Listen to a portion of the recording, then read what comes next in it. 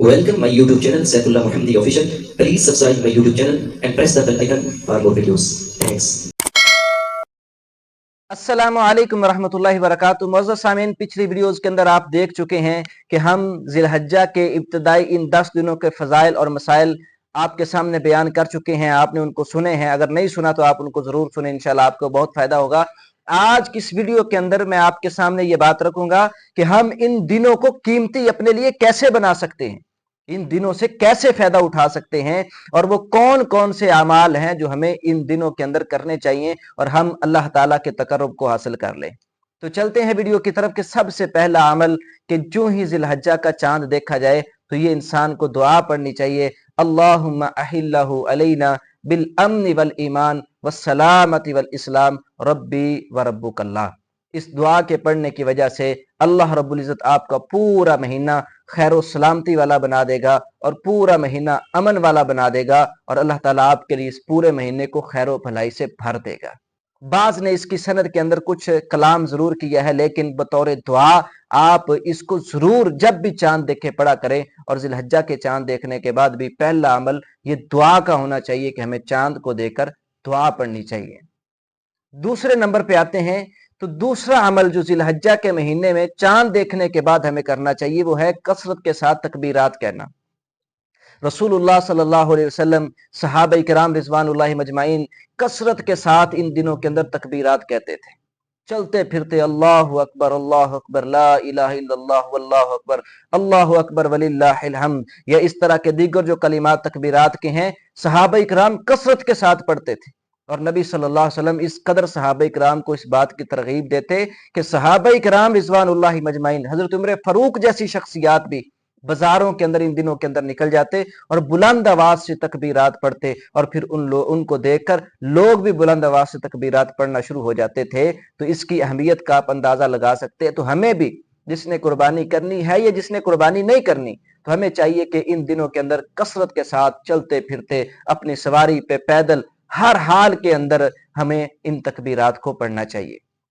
तीसरे नंबर पे आते हैं कि इन दिनों के अंदर कौन सा हमें अमल करना चाहिए, तो वो अमल है कि हज और उम्रा। हज और उम्रा इन दिनों के अंदर इंसान को, हज तो होता ही इन दिनों के अंदर है, तो इन दिनों के अंदर हमें इस चीज का भी एहतमाम करना चाहिए। तीसरे नंबर पर हम आते हैं तो वो है हज और उम्रा, वो भी हमें इन दिनों के अंदर जरूर एहतमाम करना चाहिए। जिसके पास इस्तिताअत, अल्लाह ने आपको रुपया दिया है, पैसा माल दौलत दिया है, तो आप कंजूसी ना करें। अपने इस फरीजे को अभी तक आपने सर अंजाम नहीं दिया तो इस फरीजे को जरूर अदा करें। क़यामत वाले दिन आपसे इस फरीजे के बारे में पूछा जाएगा कि आपके पास इस्तिताअत भी थी, आपने फिर भी हज नहीं किया। तो अगर आपके पास इस्तिताअत नहीं है तो आप दिल के अंदर पुख्ता इरादा करें कि अल्लाह तू मुझे इस्तिताअत दे, साथ दुआ भी करें, अल्लाह तू मुझे इस्तिताअत दे तो मैं जरूर इस फरीजे को अदा करूंगा। तो इंशाअल्लाह अल्लाह आपको इस्तिताअत भी देगा। और अगर आप ना भी इस लेवल तक पहुंच सके तो आपके इरादे और नीयत के मुताबिक अल्लाह ताला आपको जरूर उसका अजर अता करेगा। तो अल्लाह ताला से ये दुआ भी करनी चाहिए, अल्लाह ताला मुझे भी और आपको भी इस्तिताअत दे, इतना माल दौलत दे कि हम भी अल्लाह ताला के घर बैतुल्लाह को देख सकें, उसके तवाफ कर सके, और अल्लाह ताला हमें ये फरीजा अदा करने की तौफीक अता फरमाए। नबी सल्लल्लाहु अलैहि वसल्लम ने फरमाया था, अल उम्रतु इलल उम्रती कफ्फारतुल लिमा बैनहुमा, एक उम्रा दूसरे उम्रे तक सारे गुनाहों को माफ करवा देता है। वल हज्जुल मबरूर लैसा लहू जज़ा इल्लल जन्नह, फरमाया जो हज करता है अल्लाह ने इस हज की जज़ा सिर्फ अपने बंदे के लिए जन्नत रखी है। सुभान अल्लाह। अल्लाह ताला हमें भी ये फरीजा अता करने की तौफीक अता फरमाए और अपनी जन्नत का वारिस बनाए। अब आते हैं चौथे अमल की तरफ कि चौथा अमल हमें इन दिनों के अंदर कौन सा करना चाहिए। वो चौथा अमल है रोजे का। हमें चाहिए कि इन दिनों के अंदर रोजे रखें। रसूलुल्लाह सल्लल्लाहु अलैहि वसल्लम के हवाले से आता है कि कान रसूलुल्लाह सल्लल्लाहु अलैहि वसल्लम यसूमु तिस्अ ज़िलहज्जा, नबी सल्लल्लाहु अलैहि वसल्लम 9 दिनों का इनका रोजा रखते थे। जो ही चांद नजर आता तो आप रोजा रखना शुरू कर देते, बाज औकात रख भी लेते थे, बाज औकात छोड़ भी देते थे। तो रसूलुल्लाह सल्लल्लाहु अलैहि वसल्लम का ये अमल रोजा रखने के हवाले से भी है कि हमें इसका भी एहतमाम करना चाहिए। हमें चाहिए कि हम भी इन दिनों के अंदर जितने हो सके उतने रोजे रखें। और पांचवें नंबर पर तो एक रोजे का तो हमें खुसूसी तौर पे एहतमाम करना चाहिए, वो है यौम अरफा का रोजा।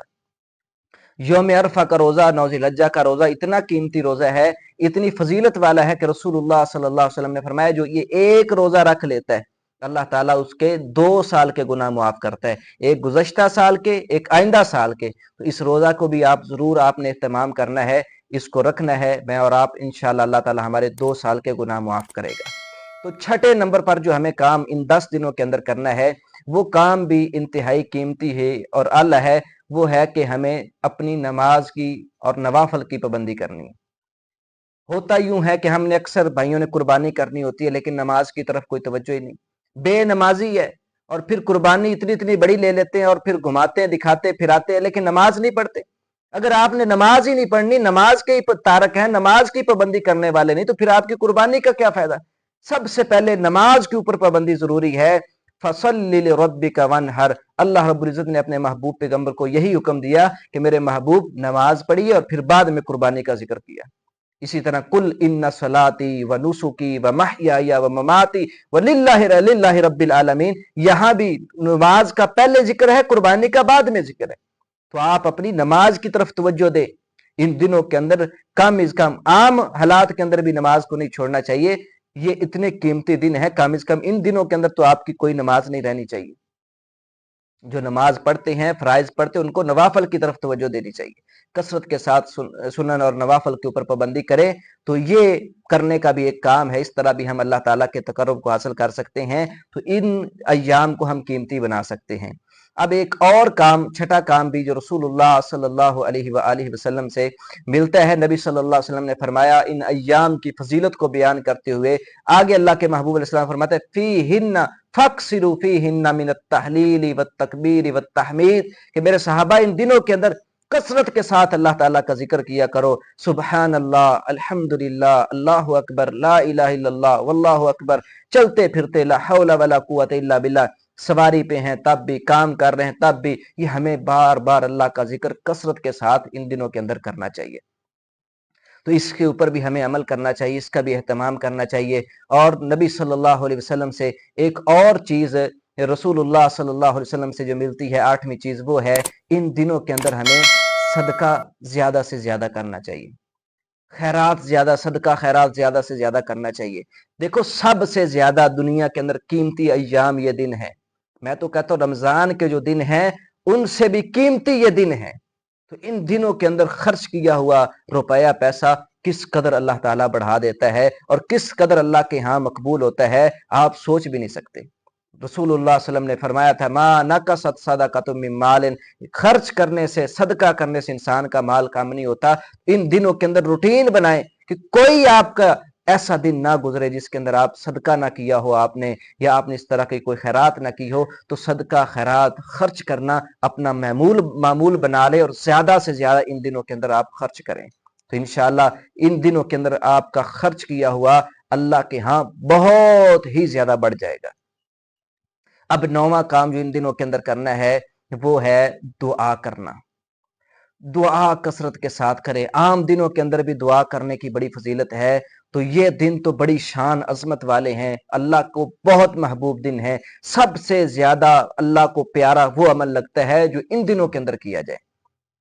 تو اگر آپ کی دعا پہلے بھی کرتے ہیں قبول نہیں ہوتی، تو ان دعاؤں کو، ان دنوں کے اندر دعاؤں کا خاص اہتمام کریں، اور ان مواقعوں کے اندر آپ دعائیں پڑھیں جن مواقع کے اوپر دعا قبول ہوتی ہے۔